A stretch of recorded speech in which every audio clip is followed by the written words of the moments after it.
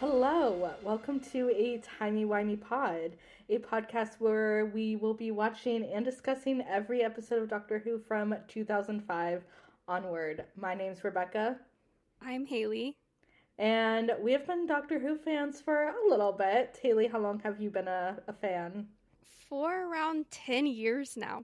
Exactly. Me too. And how did you find the show? You know, there's this really great friend in my life No by the name of way. Rebecca. I know. No, you did. You got me to start watching Doctor Who. I did. I remember vividly. How did you start watching it? Okay, so I started watching, I can remember so clearly. It was winter break, 7th grade, 2013 going into 2014. And this was really, in my mind, when Doctor Who was at one of its big peaks. The 50th had just happened. Matt Smith had just become Peter Capaldi, as one does. And that was a big moment. Everyone was talking about the show online, and I didn't know anything about it, but everyone online was talking about it. And it used to be on Netflix in America. It did. Rest in peace. That's the worst thing that ever happened to me, is when they took Doctor Who off of US Netflix. I remember the day they took Doctor Who off of Netflix, and I personally was going through a really difficult time. Was in 2016, and I proceeded to sob. But yeah, we love Doctor Who. You used to be able to watch Classic Who on Netflix. We used to be I forgot a about society. that. We did, and now everything is everywhere else. Yeah. Yeah. So because we've been fans for the past 10 years, we just want to talk about it. Not enough people talk about it's weird because it's very popular and has been going on for 60 plus years now, but not enough people talk about it, at least here in the US. It's popular, but it's still niche. And I feel like, at least when we were talking about the concept for this podcast, we felt like we weren't really seeing any podcasts or any people who were talking about Doctor Who that were Gen Z, that were Americans. So we just kind of wanted to make this podcast. Young, girlies, Doctor Who fans making podcasts, and we decided to fill that There really void. Isn't. You're welcome. We really did. Yeah. You are welcome. Yes. We are two very sarcastic girls, and we've been friends for going on 14 years. Crazy. That's Technically, we met as babies, but... We did. Yeah. But we became friends when we were older. We did, and we really, being best friends is one thing, but being best friends with Doctor Who included is a whole nother level. It is, because there's very few people... Yeah, you're the only person in my life I can talk Doctor Who about, because, Same. My sister has seen a little bit, but, Oh, that's right, she has. I can talk about it a little bit with my mom, because she did. Right. I did get her to watch Doctor Who, and me and her watched, the 13th Doctor's run together, but, if I ask her any questions, most of the time she won't remember it, but it's because she's so busy, so... She's so valid for that. Yeah, not a lot of people know all the lore like we do. Yeah, and we don't even know all the lore, to be fair. We really don't. I said that, and as soon as I said I was we do not know. Not true. Yeah, disclaimer, we don't know all the lore. I've seen a good amount of Classic Who, but it's been 10 years. And there's a lot I haven't seen. Yeah, I've seen zero Classic Who. I do know some details, but not a whole ton about the classic run. Yeah, and I've seen a little bit of the Sarah Jane Adventures, not a second of Torchwood. Sorry. Yeah, I remember vaguely my mom mentioned that she watched Torchwood years ago when it was on, which is so random because if you know my mom, the way she didn't realize Doctor Who was connected to Torchwood is hilarious. Such your mom thing. It's so funny. It really is. It really is. But I think we should also mention how old we are, because we are Gen Z, but we are the older Gen Z. Yeah, I am 23. I almost said 21. That I am 23. I am still at the restaurant. Yeah. I am 22. I will be 23 in March. And why am I blanking? I was about to reference 22, the song, and I can't remember anything. I was about to say live, laugh, love, and I'm like, no. Oh, yes. My favorite lyric from that song. Live, laugh, love. No, happy, free, confused, and lonely at the same time. I should know. We saw it live. You should.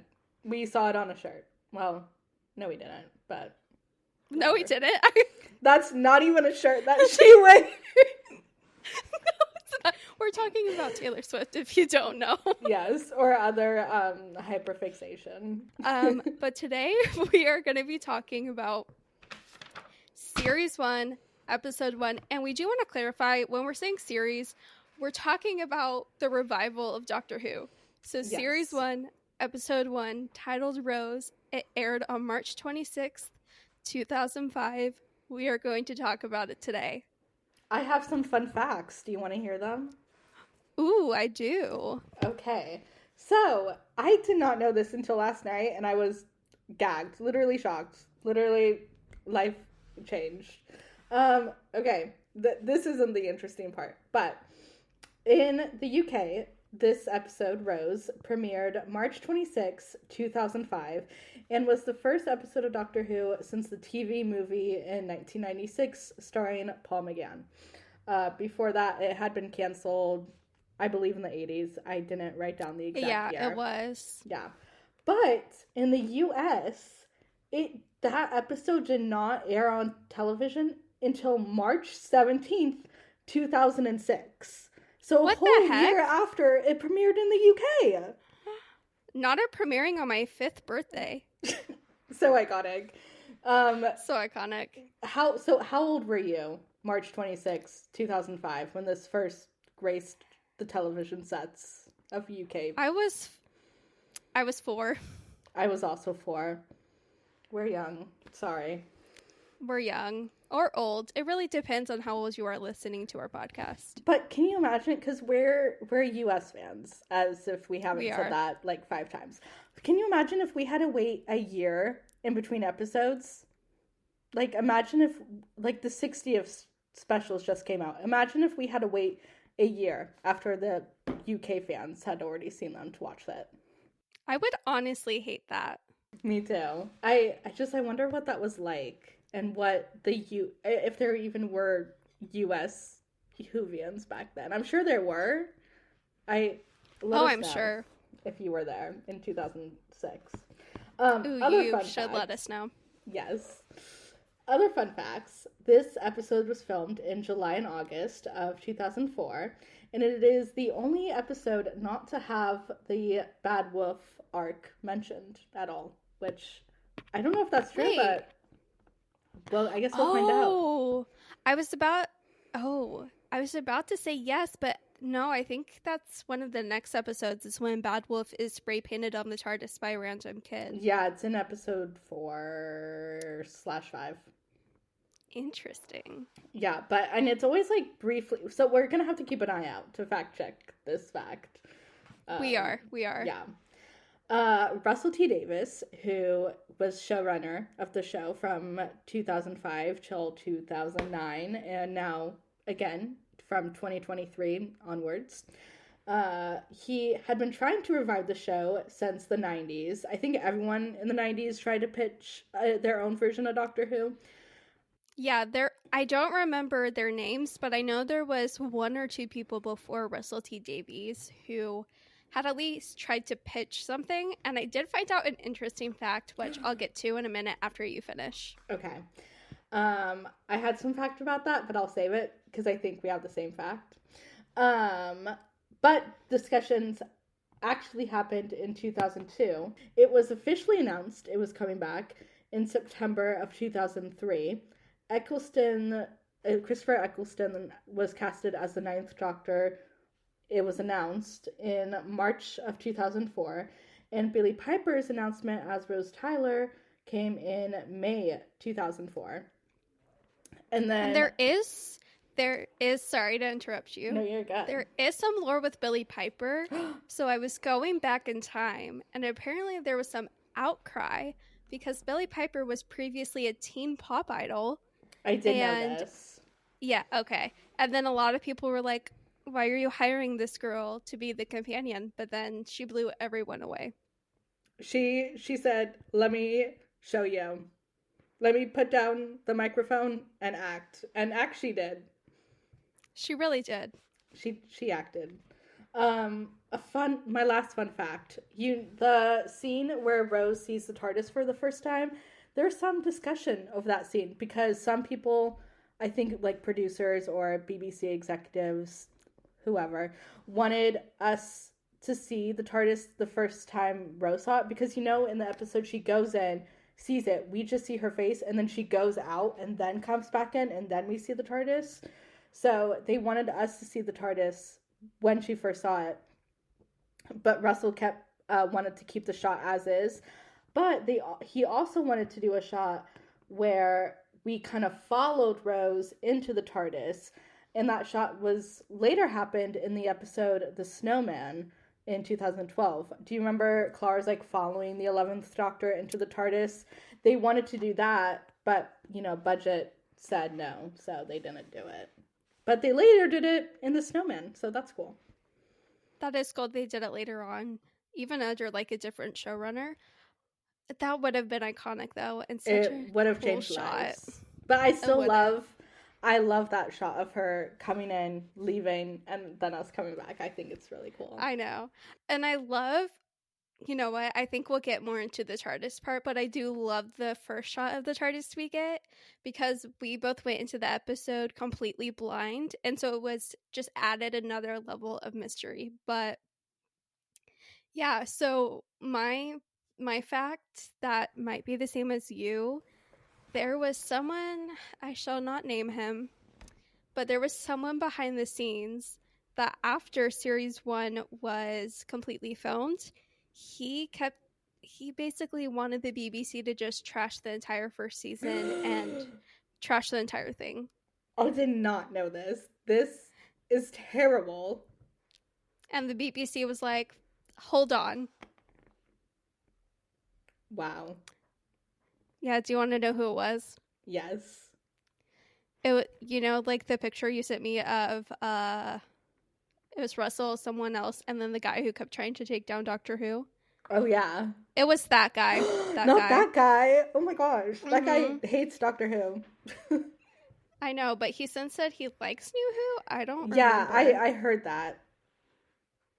I'm trying to see if I can find his name so I can back myself up so it doesn't sound like I'm just talking about we're just literally oh nothing. My gosh. I know, we're oh my gosh, and we're not even, oh, here we go. Okay, I found the post. Michael Grade, he was controller of the BBC in the 80s. He's the one who helped cancel the classic series in the 80s. Shame. But he said he since loves what Russell and Moffat have done. But shall we get into the episode, or did you have that one fact? Oh, I was just gonna say that in the 90s, multiple people were trying to bring back the show, and apparently Jim Carrey was pitched to play the Doctor, but Jim Carrey also believed, as do I, that it shouldn't be a British, Scottish person. It shouldn't have been an American, and I agree. Thank goodness for that, because not only do I agree with that, but I also do not like Jim Carrey. He creeps me out. T. It's not personal. I don't know what it is about him. He just, I was just going to say he should come on as a villain, because I think he'd be a fun villain. He would be a fun villain, but he just makes me uncomfy when I look at him, and I don't know why. So real. So real. So real. So, should we just jump into it? Let's do it. I just want to start out by saying I watched Rose a few weeks ago, starting my rewatch of Doctor Who. And I watched Doomsday literally not even last week. It was very recent. So I'm a little emotional right now. I love Rose so much, and her ending is very emotional for me. But I did watch Rose yesterday to refresh my mind. You're being so brave. I'm really proud of you. Thank you. Yeah, Thank you. Rose. I also just I watched Rose last night to prepare. And spoiler, Rose is one of my favorite companions, if not my favorite. Sorry. I was about to say, girl, what are you talking about? She's number one in your companion rankings every time. Oh, I literally ranked the companions for you last night too. You did. So You did. Yeah. No, she honestly is number one. I'm sorry. I can't help it. She is. She is number one. Donna is like right behind her. Oh, yeah. Standing on her heels right there. She is. But we love Rose so much. We stan, and you will just hear a love for Rose throughout our podcast. A lot. Doesn't matter if she's going to be in the episode or not. Once we get to like future seasons, doesn't matter. We'll bring her up. Rose Tyler is my Roman Empire. She is mine as well. So, starting off Rose, we get the iconic title sequence with Murray Gold's music. We get the Doctor Who logo, which I always look at it as a surfboard. And I love that logo. I love the branding. Logo. And I love this title sequence so much. It's just, there's so much nostalgia. Mm-hmm. Because, when I watched Rose for the first time, I went in it fully blind, not knowing what I was getting myself into. But that was also the time where everything, like Rebecca mentioned, was at its peak online. So it was just, so nostalgic looking back. And then I love after the title sequence, we see the Earth, which I just watched the 11th Hour, and that episode also starts by seeing the Earth. So I thought that was cool. I see you, Moffat and Russell. I do. I love it. And I think there's a few more episodes that start with that shot. Definitely. And then we just get to see the alarm clock and Rose. And I love seeing her just getting ready to go to work, or seeing her mom, seeing Mickey. I love that pink jacket she wears. And it's just a really interesting way to start this episode. It is. And first of all, I love how 2005 everything is. If you're an early 2000s kid like we are, it's so iconic. She works at a shop, and so we get all of those details. And then a little something wacky happens. She has the lottery money. She's going down to the guy to give it to. And I wanted to point out, ooh, okay, please. She is leaving. She is leaving for the day, about to go home. She's walking out with two other girls, and then the guy stops her to give her the money. He could have stopped any one of those women she was walking out with, but he stopped her, and because of that, she ended up downstairs, and her life was changed. And that made me very emotional when I watched this episode. Okay, what are the chances she's the one that the guy tells her she needs to bring the lottery money down? She gets the lottery money, and she meets the doctor and has an alien experience. What are the chances? What are the chances in a lottery? Oh, yeah. Boom. That's crazy. I also so just wild. Love that scene when she's down there and the mannequins are approaching her, they're kind of ganging up on her, closing in on her. I love how brave she is in that moment. She's not screaming, she's not freaking out. She's like, Wilson, is that you? Is this a joke? She's not she's afraid, but she's being brave. And that's what I love about Rose. She's instantly so brave from the beginning. That's what I love about her too. And she's not afraid. If that was me, I would have cowered in fear or run away. And the mannequins start inching closer and closer to her, and then she's backing up, and she's locked in, the door is locked shut, so she can't escape. And all of a sudden, all she feels is a man grabbing her hand, and all she hears is run. The best introduction to a doctor in an episode. Sorry, I love it. I love it. It is the perfect introduction because it's the core of the character of the doctor is run, literally. I love the part they're escaping the building and they're talking, And he's like, yeah, I'm about to go blow up this building. I might die, but, don't worry about me. Don't think about me. Go live your life. And then he leaves and then comes back and is like, I'm the doctor, by the way. What's your name? And she's like, Rose. And I just love that moment. He's like, Rose, run for your life. And yes, gags run me for every your life. time. So good. So good. Christopher Eccleston as the Ninth Doctor is a gift that I will always personally treasure. Me too. I am so sad. Oh, by the way, we didn't say this at the beginning. Oh, yeah. We will be talking about spoilers. Yeah. We'll try to leave big spoilers. We'll try to give a warning, but yeah. Sorry. Okay, so this is a warning. Spoiler, if you have not watched series 1 all the way through with Christopher Eccleston, exit out of this podcast now and finish the series and then come back. Yeah, please. Okay. 3, 2, 1. Okay, I am so sad that we only got Christopher Eccleston for one series. We're gonna say this every episode this series. In series 1, we're gonna say that every episode that he should have had more episodes, another season. His portrayal of the Doctor is just so good, and I feel like in this episode we really get the part of his acting range of he is a madman with a box, which is so true. Like, he is a madman with a box, and Christopher Eccleston makes you believe that. But later as the series goes on, and we'll talk more about it then, we see all the different sides of him. Like, we see that not only is he like that, but he's also kind, he's also angry, he's also sad. Like, there's so much range that he brought to the role. And truly, girl, look, I love David Tennant so much. He is my Doctor, always and forever. The 10th Doctor every time gets me, every time.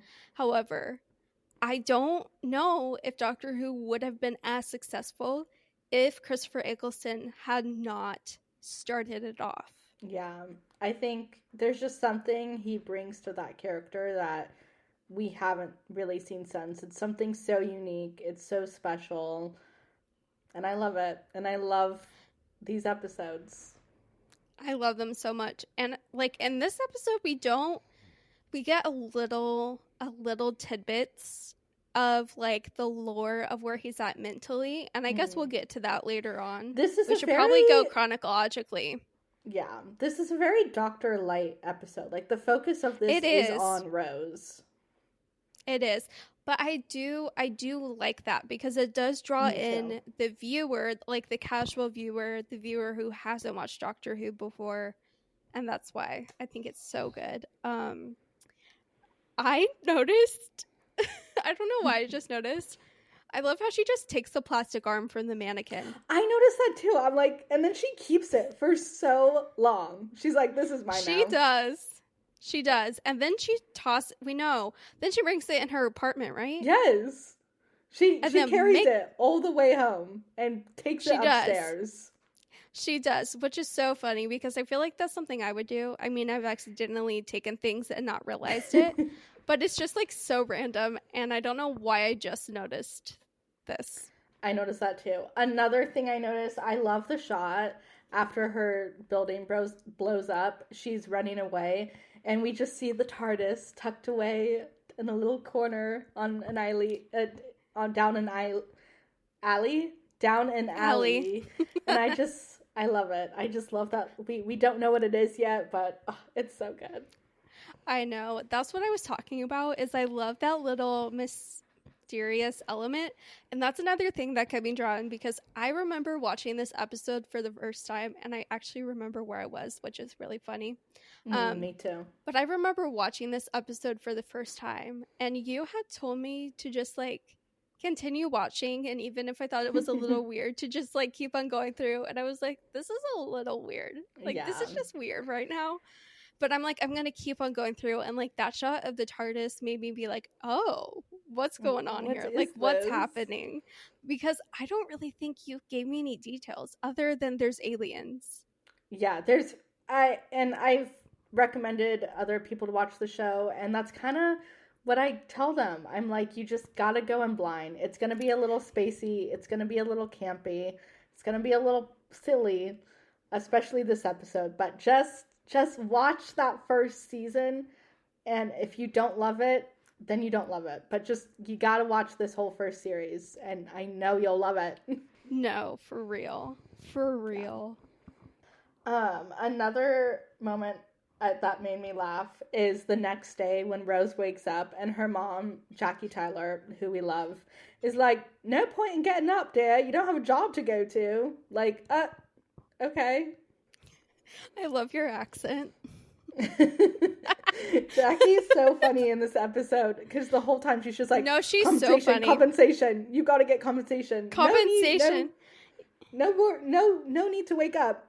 Why bother waking up? You have nothing to live for. No, and I love how she's on the phone nonstop to like all her friends, and she literally shades Rose. She's like, she's aged so. I know. Like, this incident has aged her. I'm like, it's been 1 day, Jackie. It's been 1 minutes. Day. Her job just and it's blew literally. Up. And it just happened, and Jackie's already hounding her for a job, which, like, I get it. But, like, at the same time, it's like Rose is still in shock, doesn't know what to do or say, and Jackie's going on. The building is still smoking. Let's give her a minute. Yeah, let's give her some space. But no, I love Jackie so much, and she can be a bit high-strung at times, but I love it. I love it, and I love her character arc throughout the series. Me too. And then we get, when the Ninth Doctor comes over to the apartment and is like trying to break in through their cat flap. I love that. No, it's such a Doctor thing to do. It's so great. And I love the scene where he's being attacked by the arm, and Rose thinks he's just joking, as if that's just like a normal thing that he would be doing, is pretending to be choked out by this plastic arm for like 5 minutes. Yeah, that was really funny. And then she took it seriously once like the arm came off of him and went onto her face. And can you just like imagine filming that as actors? Oh, I wonder how they did film that. I wonder. I was looking online. There's not like a ton of behind the scenes like footage or bloopers from series 1. Tragic. I wanted to point out a small moment that kind of generates a little theory about this episode. So in the apartment, Rose is in the kitchen talking, and the Doctor's looking through a magazine. He reads the book, and then he looks himself in the mirror, and he's like, he makes a comment about his ears. And it's like, that's the first time this Doctor has seen himself in the mirror. Which makes you think that this episode takes place right after the War Doctor regenerates, which we see in the 50th anniversary. But if that's true, if this is his first adventure in this newly regenerated body, how does Clive have all those pictures of him at the JFK assassination, of him with that random family? Those terribly photoshopped pictures, by the way. So no, they're so bad. They're so 2005. So bad. The theory is, okay, you know, at the end when he's like asks, okay, is that where you were going? Yes. You finish it off. Okay. So at the end of this episode, the Doctor asks Rose if she wants to travel with him, and Rose is like, no. And so he's like, okay. So like he pops off, the TARDIS dematerializes, goes away. Then a minute later he comes back and he's like, actually, did I like tell you like this is a time traveling machine too? And that's when she goes with him. But the theory is that in like the minute that he left and came back, in that minute he had traveled to all of those places, and Clive is someone who Rose finds out about online in the episode, and he has kind of like he has some lore about the Doctor. He's like, the Doctor brings destruction and death and chaos with him wherever he is. And he's like in all of these like old photos from hundreds of years ago.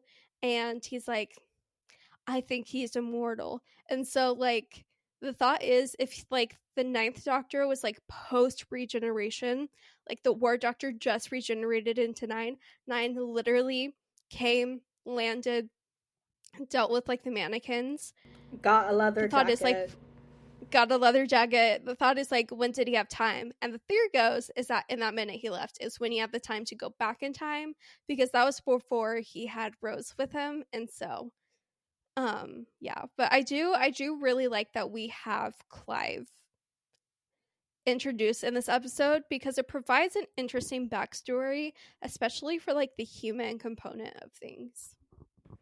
Yeah, I definitely agree. But on Clive, I thought that was a really interesting way to kind of, through Rose, we learn a little bit about the Doctor, that he's this kind of like almost ageless, almost immortal person is seen throughout time. And Clive, he almost has it. He has some facts, but not all the facts, which is really funny. And I think it's so sad that he dies at the end, because he's like, he sees the plastic and he's like, oh my gosh, I was right. And then he dies, which it means he was right, because he was like, there's death and destruction all around the Doctor. And so he has that moment of being like, I was right. And then like, oh, I was right. And now I'm dead. I know, which is like, it's so sad, because I feel like, no tea, no shade to Russell T Davies, I feel like that was a little pointless. Like, he could have been held hostage, but I don't know, maybe we needed to see that to like see how high the stakes were with the Doctor. True. I don't know. But he could have been part of that one club in season 2 in Love and Monsters. He could have been That's what I was actually thinking, Linda. Yes, Linda. Backtracking a little bit before this part, after the arm attacked Nine and Rose, like we see Nine and Rose walking towards his TARDIS. Nine is leaving. Rose is just like asking him questions, and that's when we kind of get, I feel, one of the first speeches from Nine, where he's talking about like he can feel the world spin, he can feel everything, like there's a war going on that you don't even know about, and he's like a long way from home, which like at that point in time we don't know that like he just like was a part of the Time War, which destroyed everything that he knew and loved. So I love that little moment. And we do want to clarify, because we are about to talk about the character Mickey Smith. Yeah, like when we say we love Mickey Smith or we love Captain Jack, like we love those characters, but we don't love the actors or endorse what they have done. You can Google it. We won't get into it, but just know. So while Rose is in talking to Clive and learning all about the Doctor, Mickey is waiting outside in the car because he is a big baby and is like, what if he's a serial killer? But yet doesn't go in with Rose. I know. Then go, if you think your girlfriend's walking into a serial killer's house, maybe go with your girlfriend. Yeah, go with your girlfriend. And it's the way he's too scared to go in the house with Rose, but yet he's not afraid to look in a moving trash can. Mickey is so funny. I love the scene where right before Rose leaves him, when he's literally like on the floor clutching her legs like a little toddler. And it's just really funny to see that. No, it is funny though. And it's funny to think about where he ends up at the end of his time on the show, because it's very different from the little scared version of Mickey we meet in this episode. We do, but you know, Mickey goes to the garbage can. He gets, basically, he becomes plastic, which watching this, I was like, we later learn later on in the episode that he is like being held captive by the nesting consciousness, but I'm just curious, like, how did he get from the garbage can to like under the London Eye? Like, is it a teleport situation? That's a really great question. Like, we don't get that answer. Yeah. But okay, we love Rose. I love Rose, and Girly is observant, but not in this moment, because how did she not realize that her boyfriend was plastic? This is how bad of a boyfriend Mickey was. He became plastic, and Rose just went with it. Rose was like, oh, just another day. Let's go get pizza.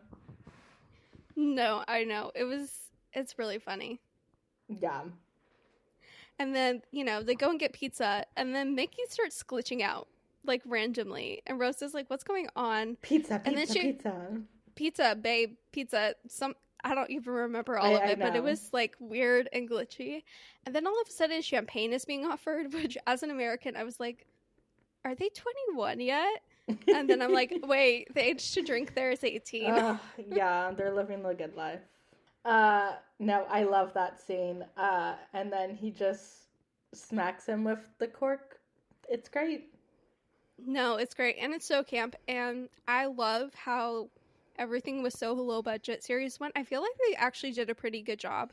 Yeah, it doesn't, like, watching it from a 2024 lens, it obviously feels low budget, but it doesn't feel low budget at the same time. Like, it feels good. I don't know.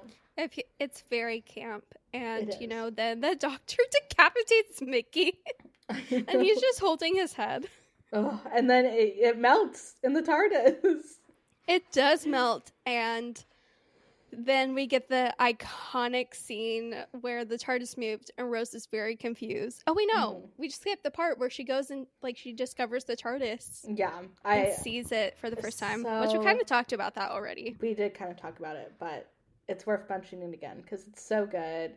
It's great. It just, I will never get tired of watching a companion go into the TARDIS for the first time. It's so good. It's always, always so good. And I love how, like, the doctor thinks it's culture shock when she, like, lets out a cry. And it's because she's worried about Mickey.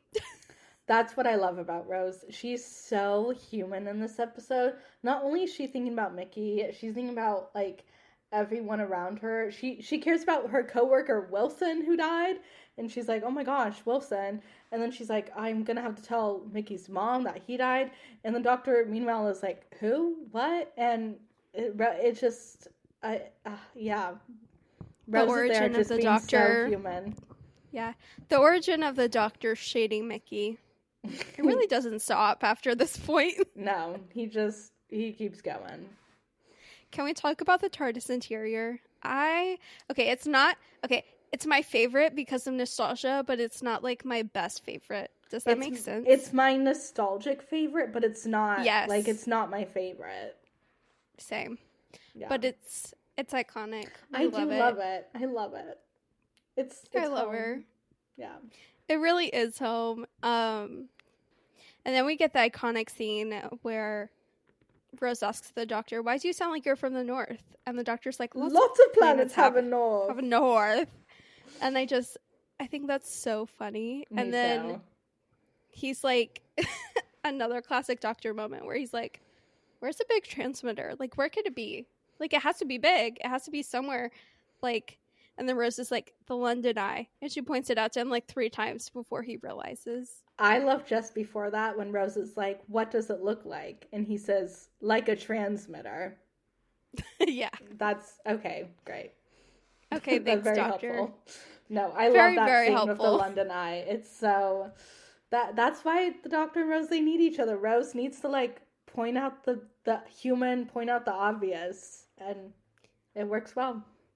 It does. It does work really well. And then they go down below the London Eye, and that's where we meet the Nestene consciousness and realize that the mannequins weren't, like, the main players involved. Mm-hmm. It was the Nestene consciousness, which is like a big fiery pit, which was okay. So Mickey is there. He's, like, all tied up. There's some mannequins there, like, as security, for lack of a better term. And then there's the Nestene consciousness, and then the doctor and Rose come. And then the doctor starts talking to the Nestene consciousness and vice versa. But I noticed the TARDIS translates everything to English, but it didn't translate what the Nestene consciousness was saying. I noticed that too. I thought that was interesting. So I don't know if that's, like, means anything or if it's just, like, a plot hole. Yeah, but I love the acting moment of Christopher Eccleston having a one-sided conversation. And when they bring up the Time War without, like, really acknowledging it, like, his performance is so good in that moment, because he's like, I was there, I would know, I couldn't save them, like, and we don't even really know what's happening yet, but just that moment, it's so good. And we also get the first mention of the Shadow Proclamation in this scene, which I only noticed on the rewatch, that they were mentioning the Shadow Proclamation, something we don't see until series 4, right in the pilot. Or right in this episode. Yeah, I realized that too. And it's just like another thing that I love about the Doctor Who universe is it just like adds more.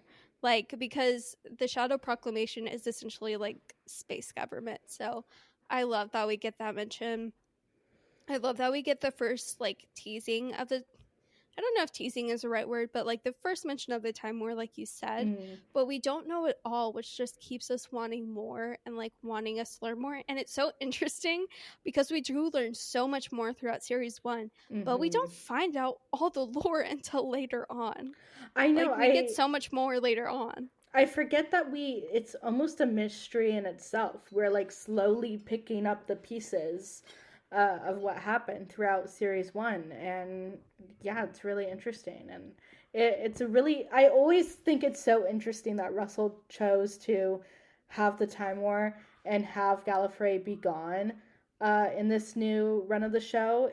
It's such an interesting move, and it's one I really like, because in Classic Who, Gallifrey was just there. There was no, like, it didn't end with the Time War happening. The movie, I believe, doesn't mention a Time War. So Russell came up with this all on his own, essentially, and it's so interesting to me. It is very interesting, and it adds a lot to the Doctor's backstory. And at this point, like, we don't know that, like, and I kind of teased this earlier on when we were talking, but we later, just kind of like from observing, and at least from my perspective, and I know others as well, I'm on the Doctor Who subreddit, and other people like have similar like opinions and vibes about this, is like the Doctor in Rose was honestly mentally in a really bad place. He was post-regeneration in the War Doctor, and then he's like on Earth again, saving the humans yet again, and we see like a few times in this episode where he's just kind of frustrated, like he calls humans stupid apes. We also hear him just being like completely upset at humans, which like rightfully so. We can be so stupid, and I would be really annoyed at us too. But that kind of made me wonder, and keep in mind this note that I wrote, I have notes in front of me, was last night when I was tired before bed. So I hope this makes sense. But like, I'm ready. Is the Doctor mad at humans because he views them like as inferior?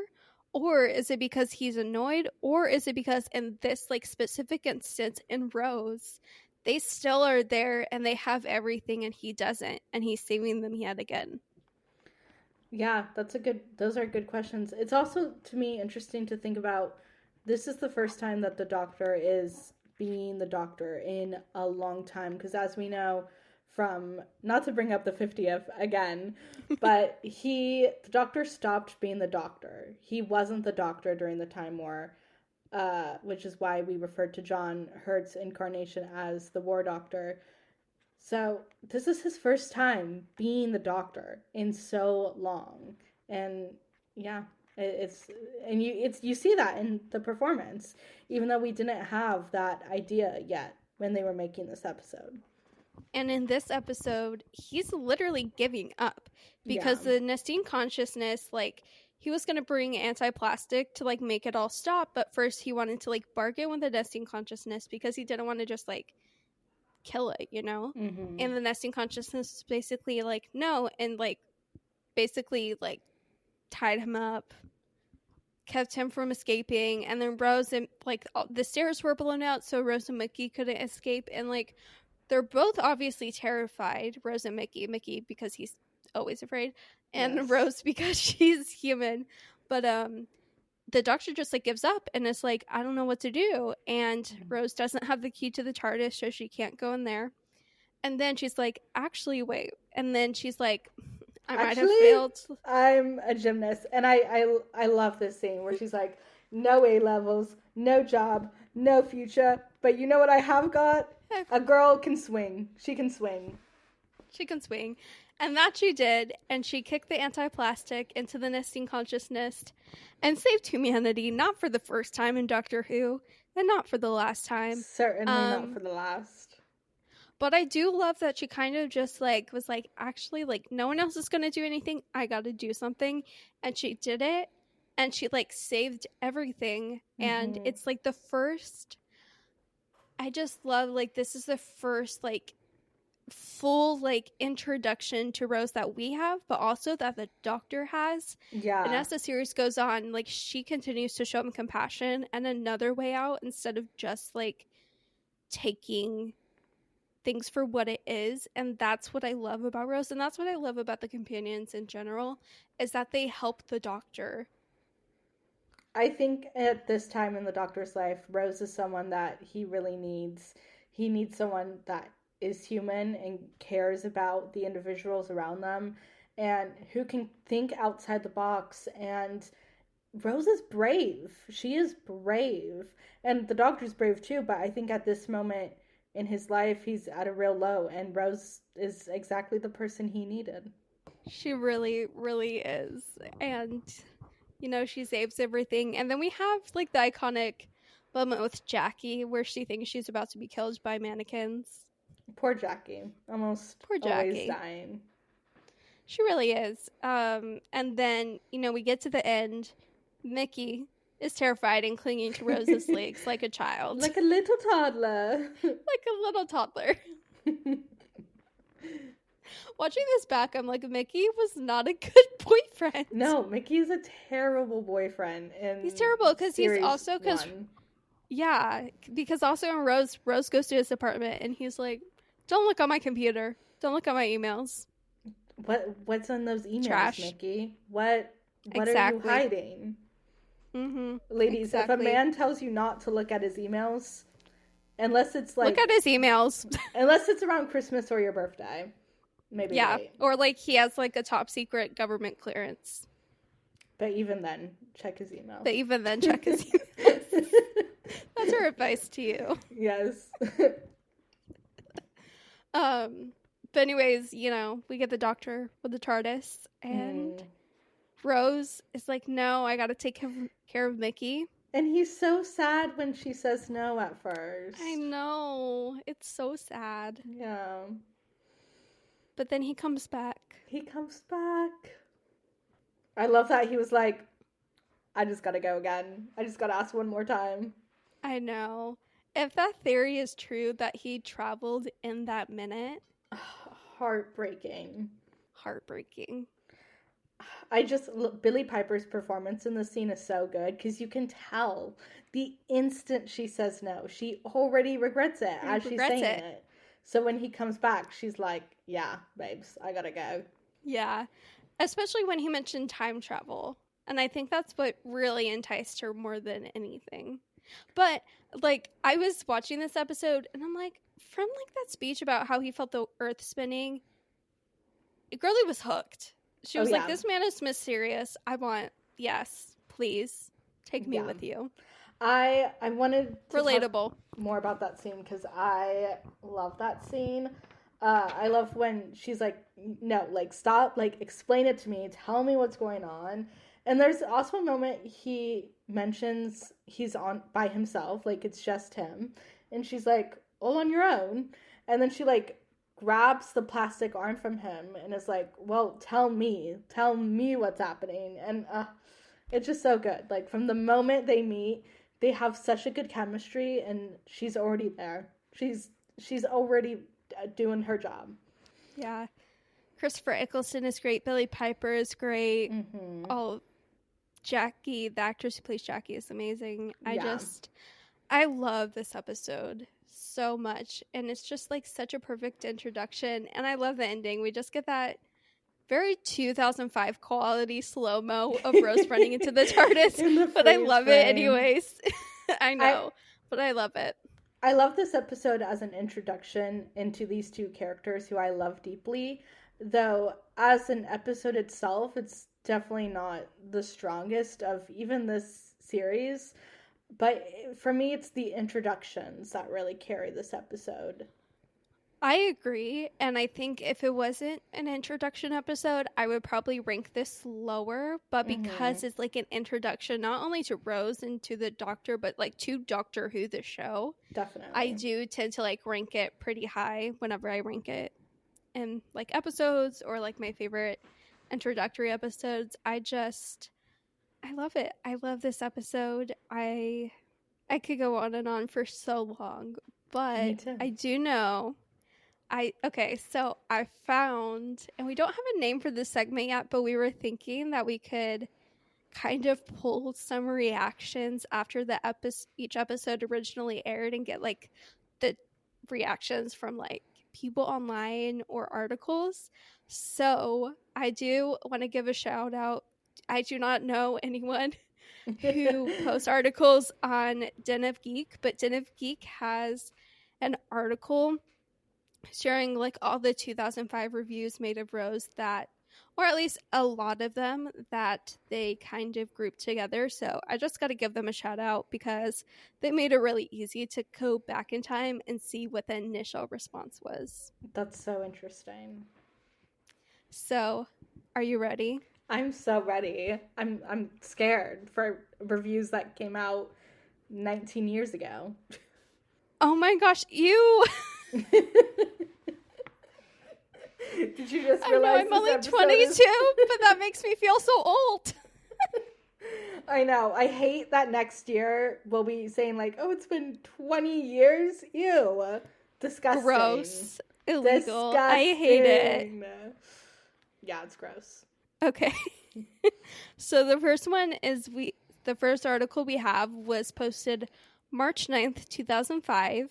This was, and so I'm assuming they got like an advanced viewing of the episode, which I don't know if you knew this, but the entire episode of Rose leaked a couple weeks before it aired for the first time, and everyone was like real upset. They were pissed. No, sad. Yeah. I guess the only difference between that version and the broadcast version is the Murray Gold music, which he's the composer, if you didn't know. But so you'll have to give me your raw reaction. Okay. The Good Doctor is most definitely back, and many traditionalists are going to greet this radical new version with utter dismay. Let's start with the negatives, and there are many. This is who for the attention deficit disorder generation. Stop. That's so funny. The wonderfully slow build-up of tension that was a hallmark of this series at its finest was entirely absent from episode 1 titled Rose. As for the cast, Billie Piper is an excellent companion as Rose, but as the Doctor rarely is, Christopher Eccleston allowed to... Wait, what? Yeah. As the Doctor rarely is, Christopher Eccleston allowed to be anything more than a goofy, otherworldly buffoon. What? Oh, dang.